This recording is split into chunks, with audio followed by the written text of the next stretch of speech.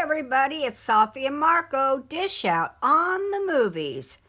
And today, like it's been for the past few weeks, we are doing a review of a TV series show, and that is The Offer.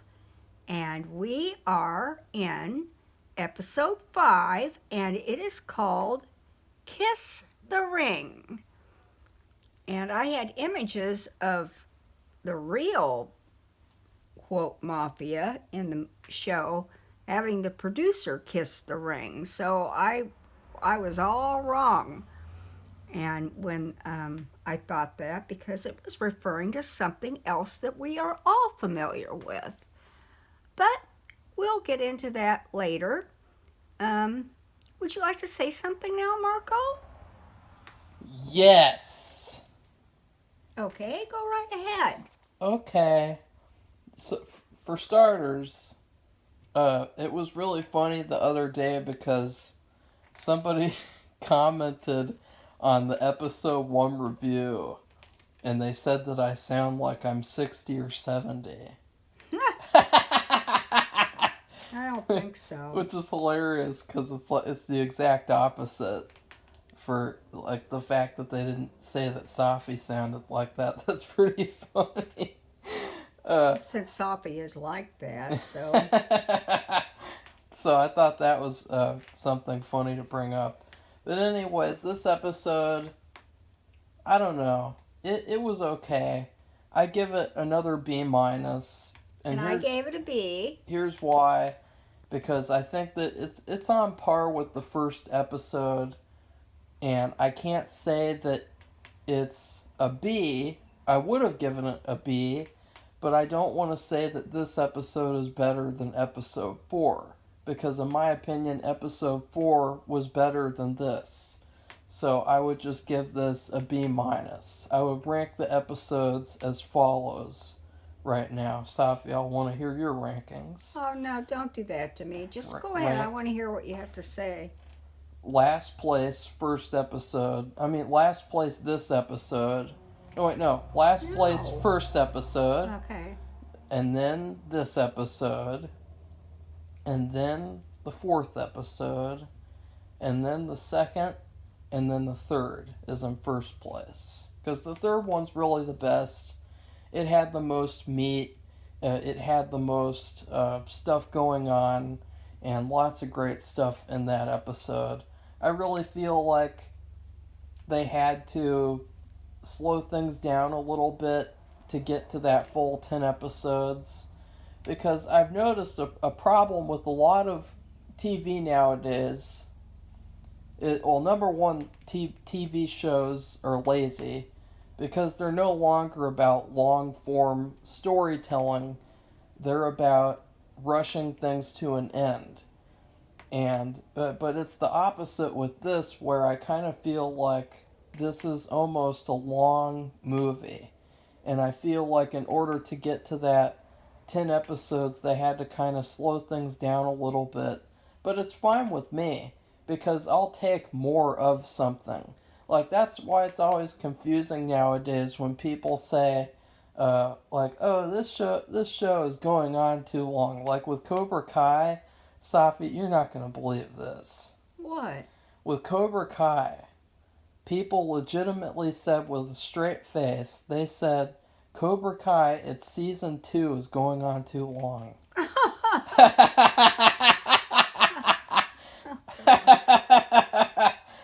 That's pathetic. I know. Really pathetic. And it's like, what kind of idiots want less of something?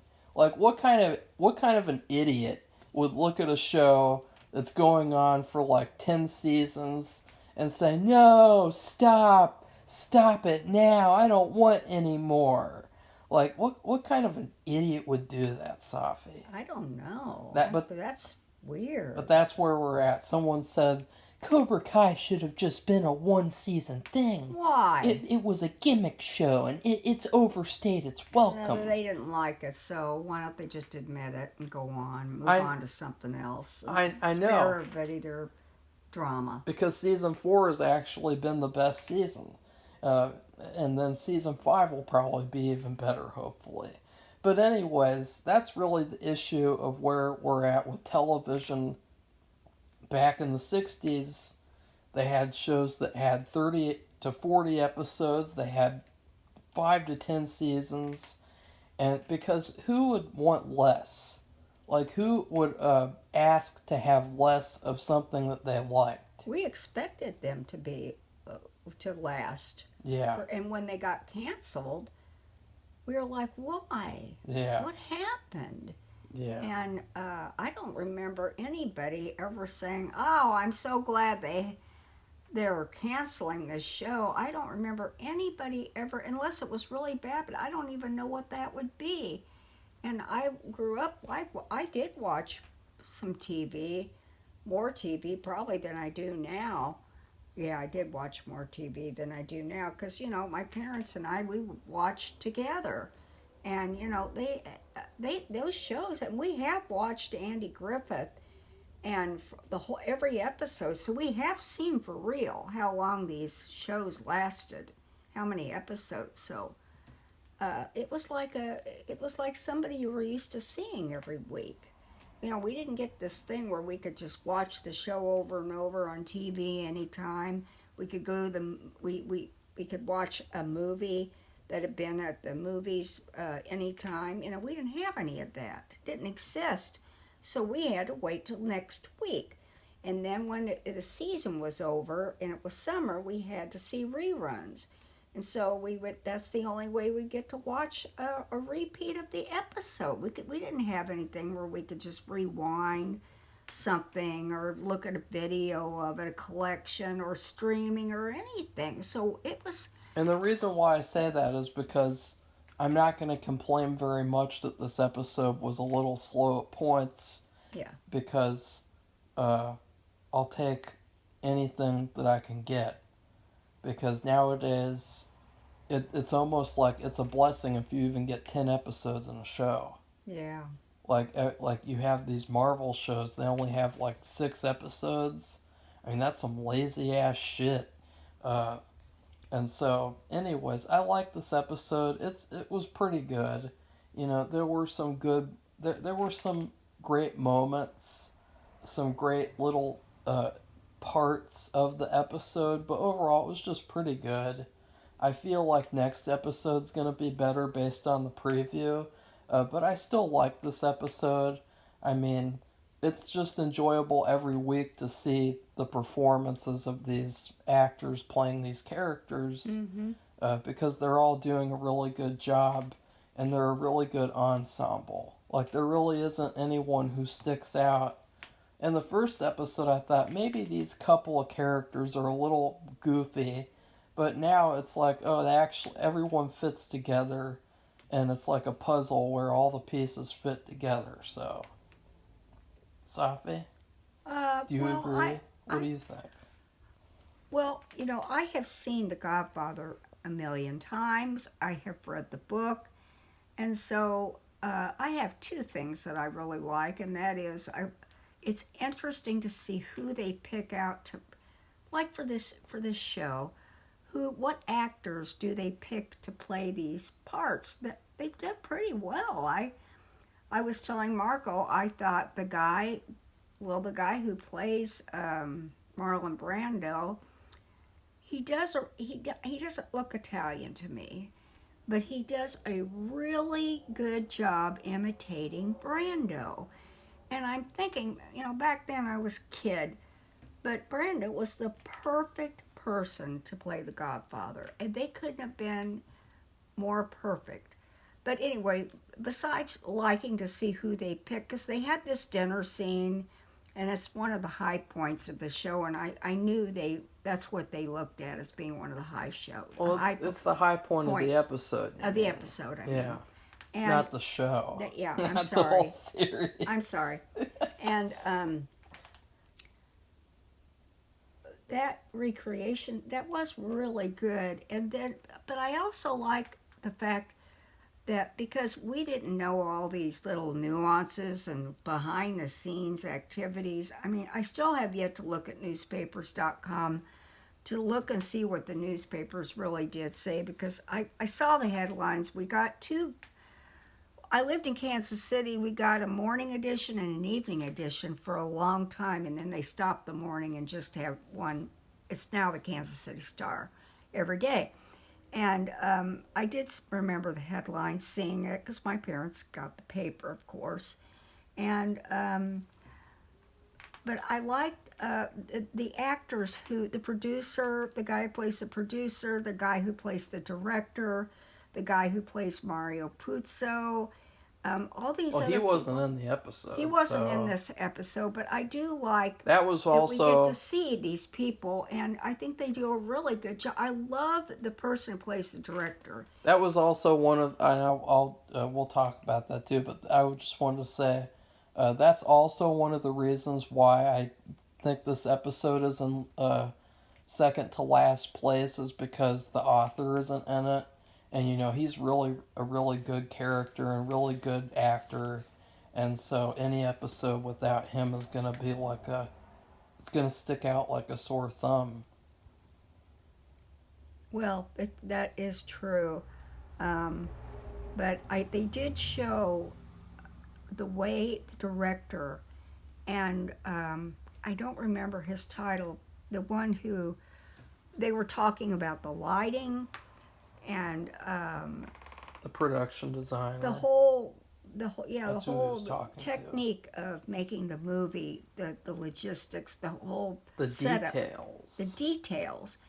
And I really was fascinated with that, because I feel like the finished products they have been coming up with in these movies lately have been crap. Yeah. And even the shows, I have complained. I don't know if you've heard any of our reviews. I've complained over and over about lighting. And they were talking about, they were concerned about it. And they were actually thinking about it and putting some thought to how things and people would look.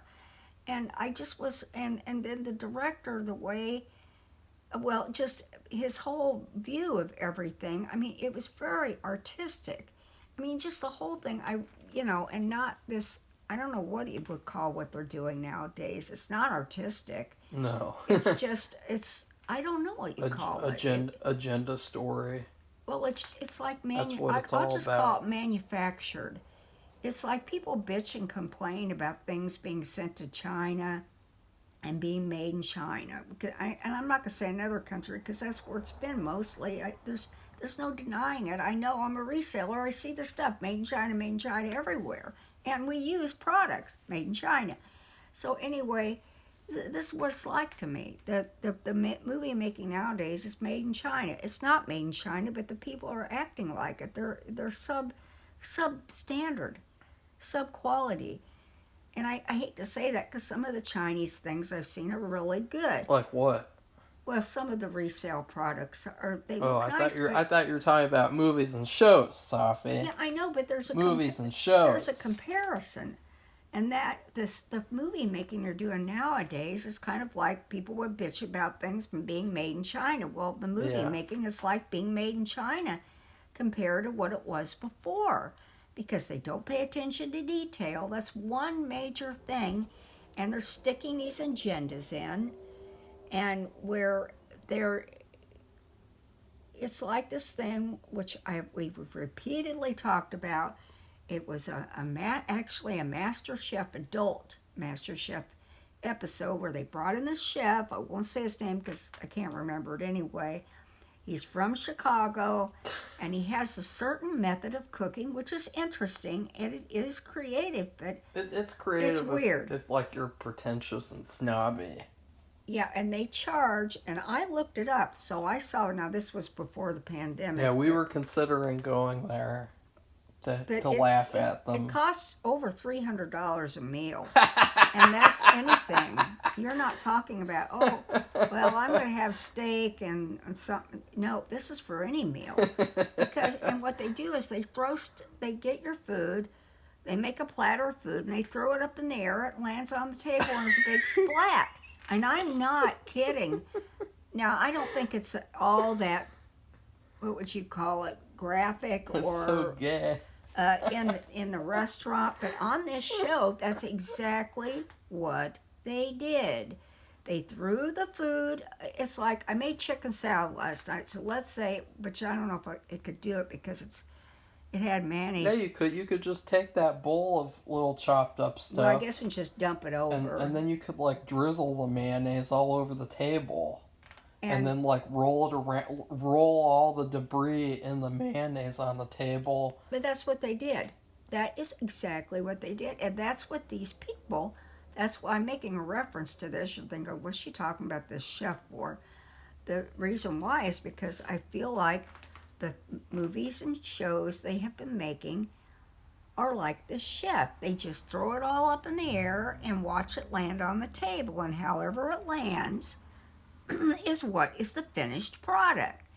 And that is not good TV or movie making. Sorry, but it's not. And you're ruining everything. So anyway, that's not this. To me, they're really trying to, because it is important. It's such a classic movie.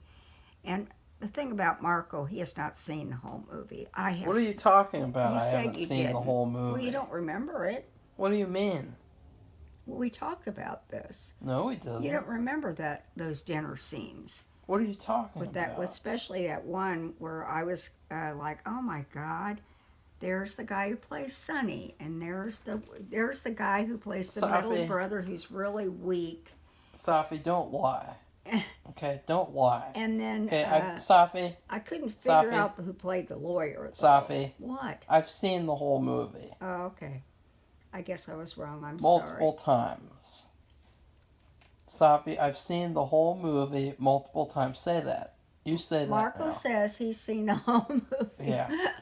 Okay, well, Good. whatever. Now kiss the ring. That was unbelievable. And- Okay, but go ahead. what I said was I haven't seen the second or third one. Oh, The third one on purpose, but I watched the second one in the future. the second one's good. The third one is. But what I was saying was that these characters, it was hard. The scene was very fast paced. This dinner scene, it was very fast moving, and I could not really look at the actors for a long time and like try to see who they are. Like I couldn't really recognize some of the characters. I could recognize some of them, but not all of them. Because I haven't seen the movie like a million times. Because it is a long film. It is a long movie. And I have a photographic memory. And so a lot of the times watching these movies multiple times, it's like that's only for certain movies. And they'd have to be like really, really good. And this I just haven't seen that many times, but I do like it. But I just did not recognize all the characters, which Safi was saying too. Safi was saying the same thing. Safi, you were saying that you did not recognize all the characters. I was looking for the lawyer. Yeah, so there you go. So don't lie ever again. Tom Hagen. Yeah. So that's what I was saying. But I still liked the scene. It was an entertaining scene. And it was perfect because it felt like, with the disaster artist, that's another type of movie where they're showing the making of a film. And to be honest, in that movie, it felt like a lot of ego-centric movie making where James Franco was just filming James Franco. And it felt like there was just the strong focus on him. Especially after reading the book, The Disaster Artist, where, the book is so much better than the movie.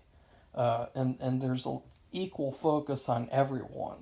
But in the movie, they just really focused on him for the most part. And Safi's making a really funny face. Well, I heard some noise and I was wondering what that was. You know who that is, Safi. You know who that is.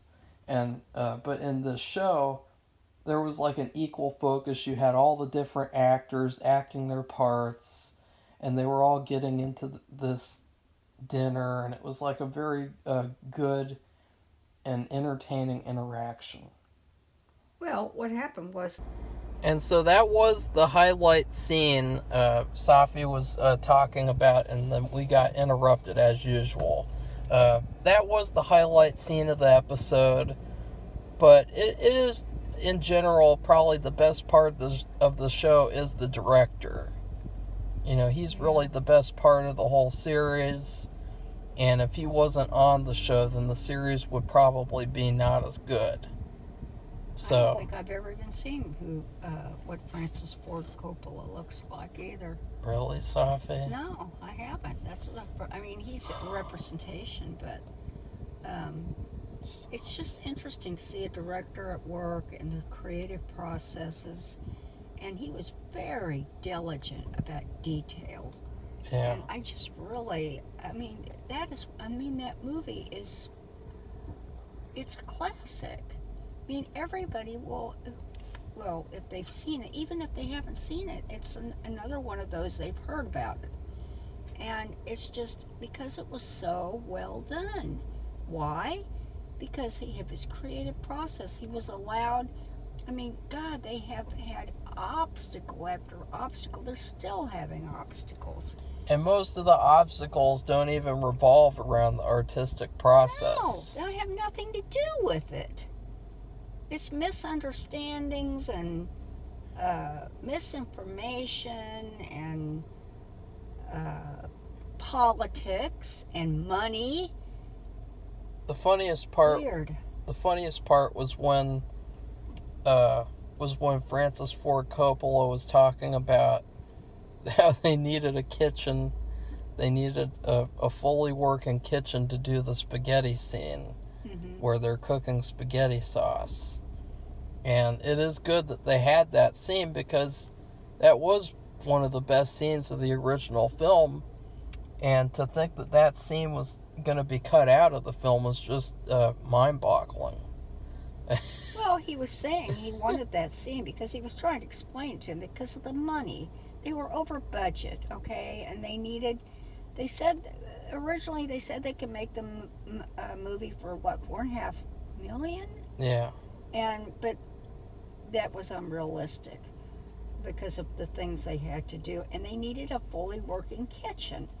And because they wanted to do this scene. And he said because he was trying to humanize them. And, and he's right, because they talk about this thing, about their Italian, they have their spaghetti, and they might show them, like, for a brief moment in a restaurant, dipping a piece of bread in olive oil, or, but having what I wine. was saying, now that you're going to go into needless explanation. I'm sorry.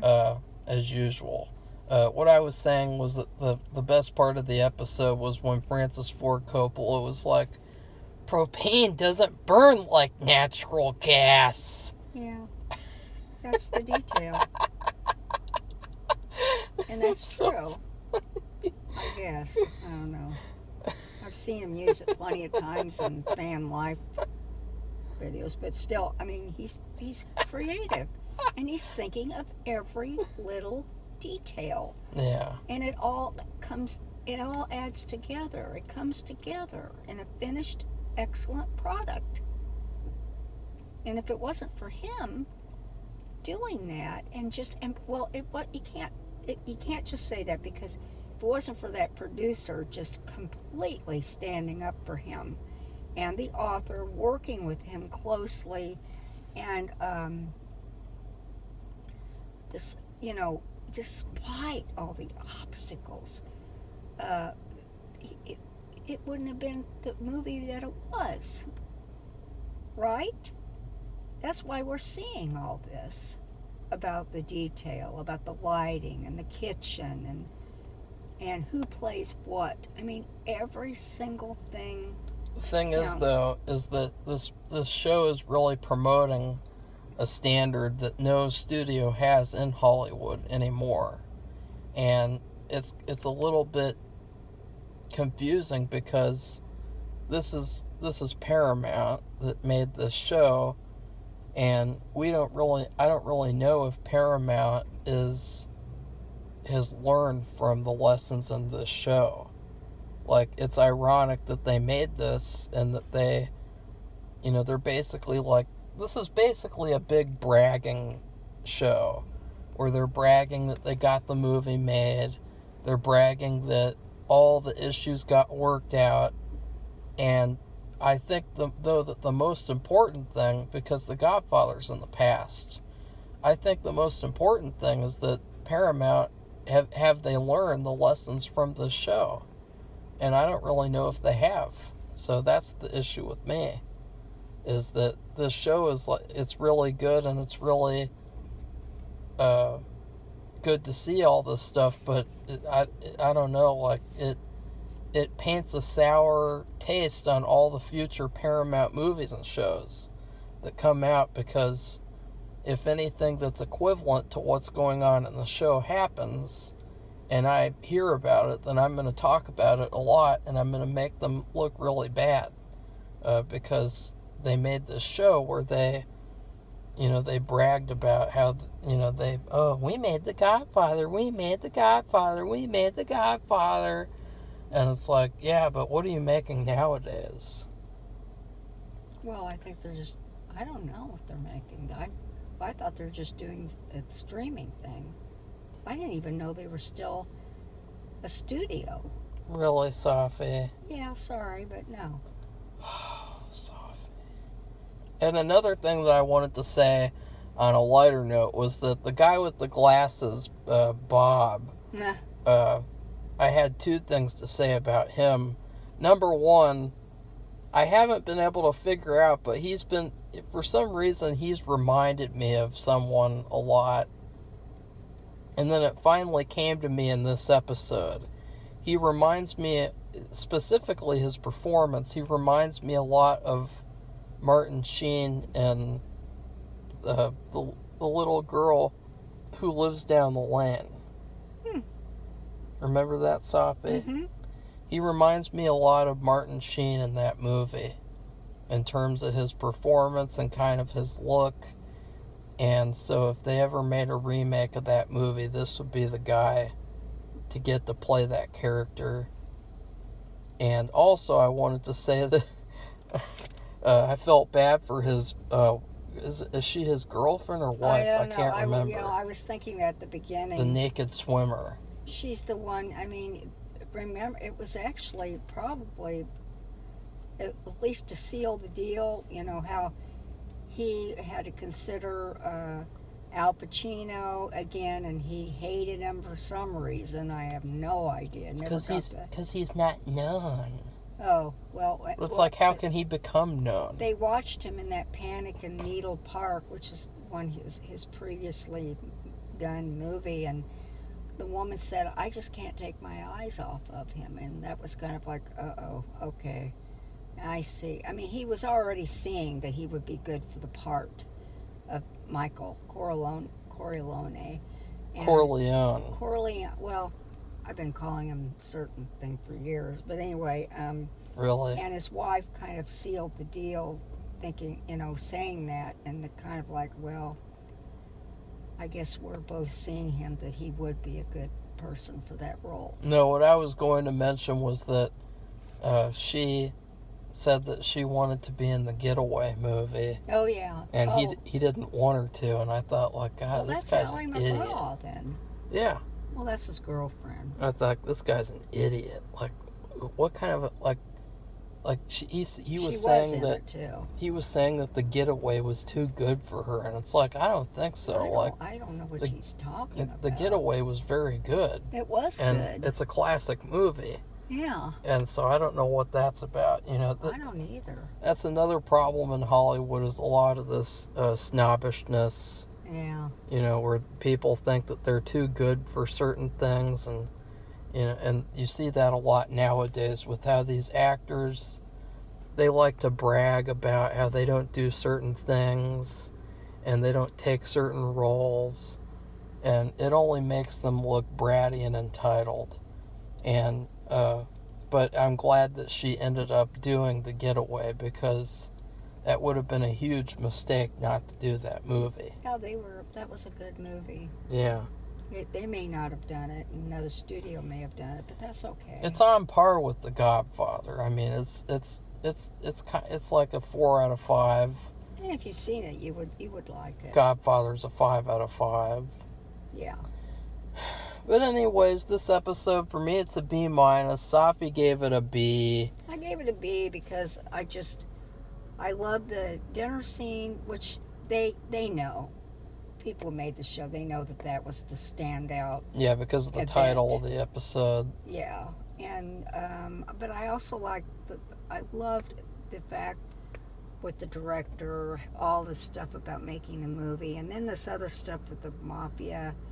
And I'm kind of not understanding it. I guess I'm just stupid, but Really? at the end of the movie, the congressman was being a jackass and saying they're never going to get that movie. But then Columbo said, I have all these people who are on my side with this Italian American Association or whatever it's called. I probably didn't get the. And he said they're not going to vote for you. And the guy goes, "Oh, I think I better."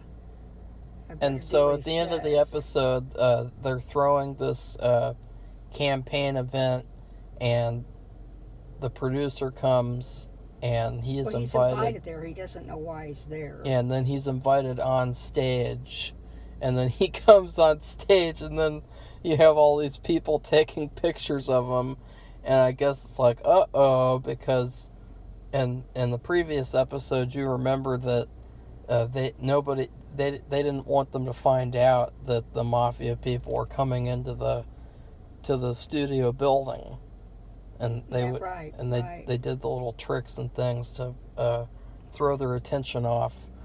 So I guess that's going to be a conflict. The thing though the reason why I wasn't as enthusiastic about this episode, even though I liked it, is because I can't really see where anything is going, except for the fact that the movie is made. Like, I can't really see which plots are going to stand out in the final episodes. Like, we're halfway through. But which plots are going to be important in the last episode versus now? No, that's why I want to read the paper, see if I see anything. Or I'd really like to read the guy's book. Is this association with the mafia, is that really going to be a big deal? Or is it just like a fake out type thing? Like, they had that wife, that French wife, and she's just completely gone. Yeah. Bye-bye, Alicia. She's in Paris eating baguettes and shit. She's not in the show anymore.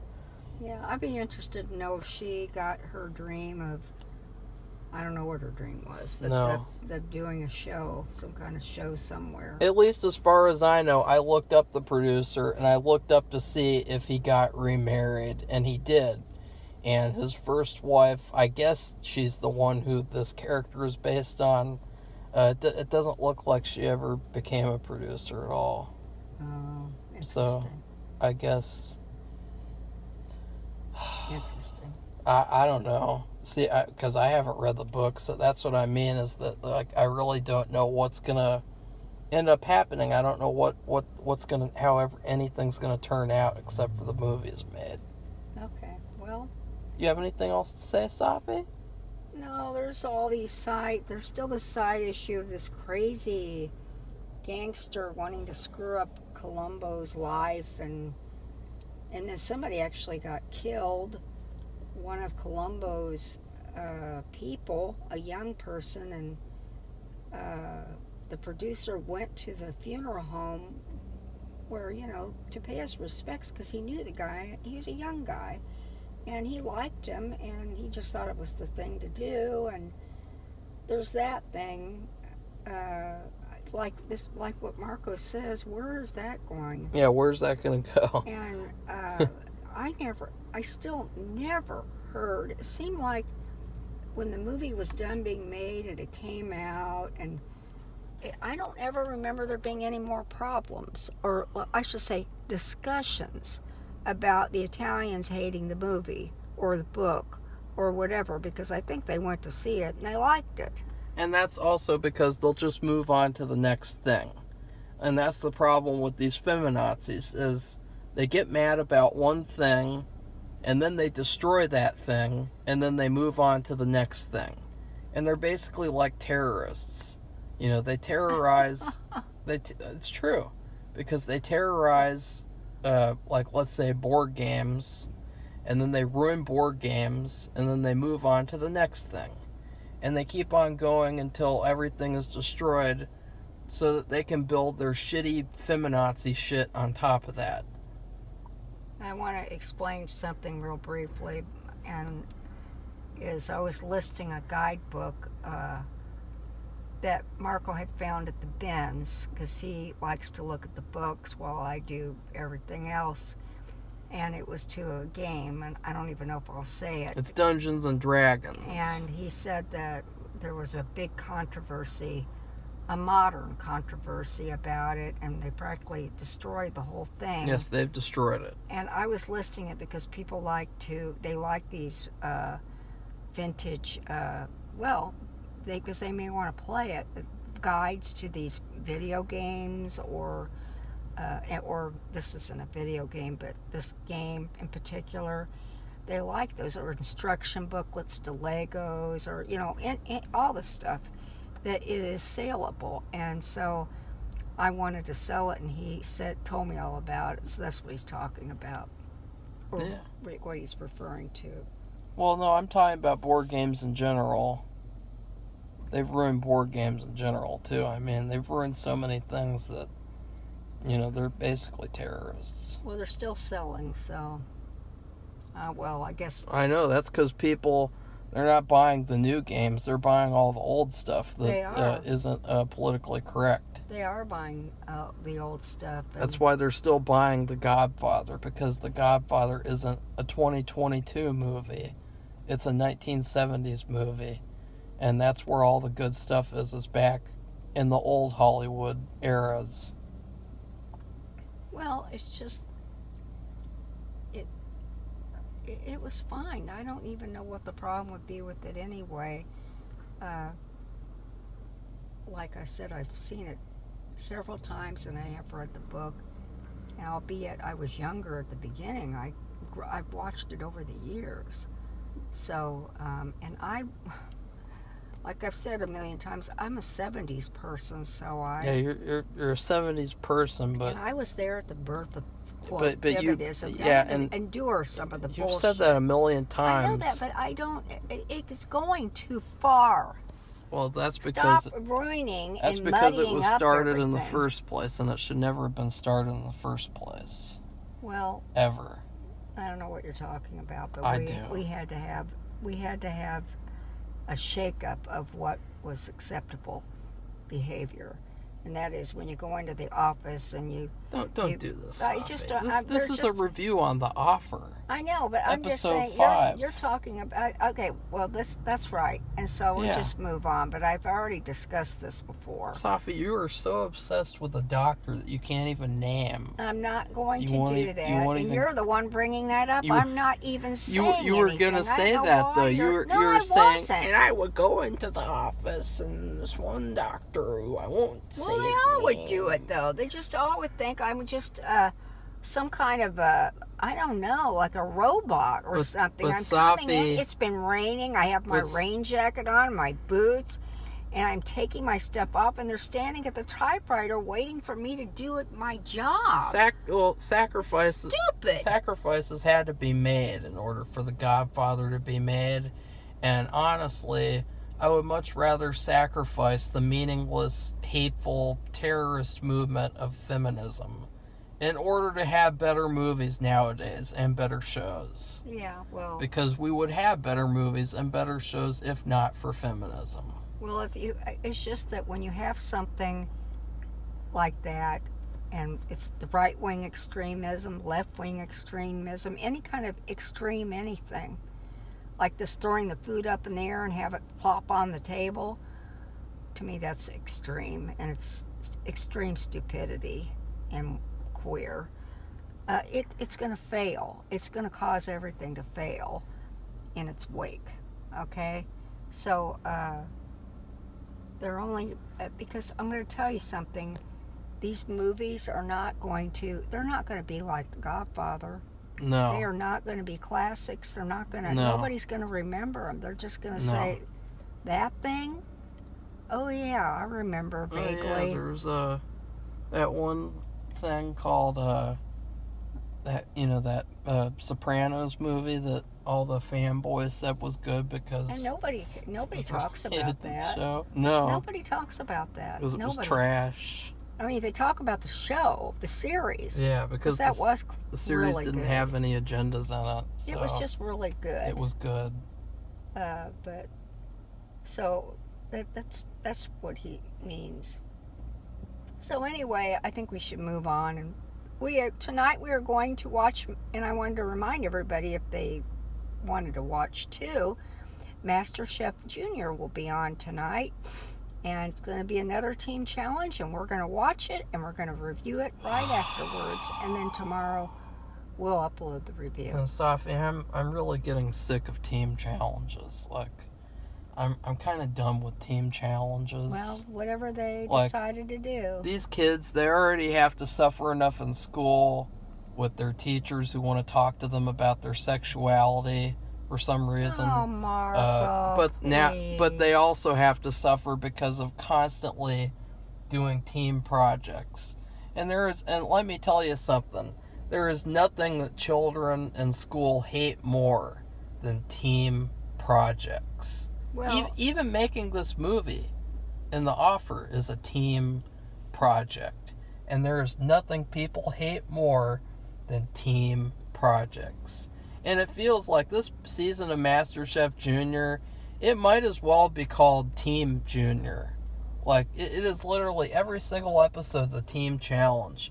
And I don't want to see any more team challenges at all, ever. well, the thing is that this is just like the adults, even if it is kids, that in the end they have to do their cooking based on their own merits. Yeah. And they're not going to be able to rely on any team. They might be able to, I don't know, they do this with the adults.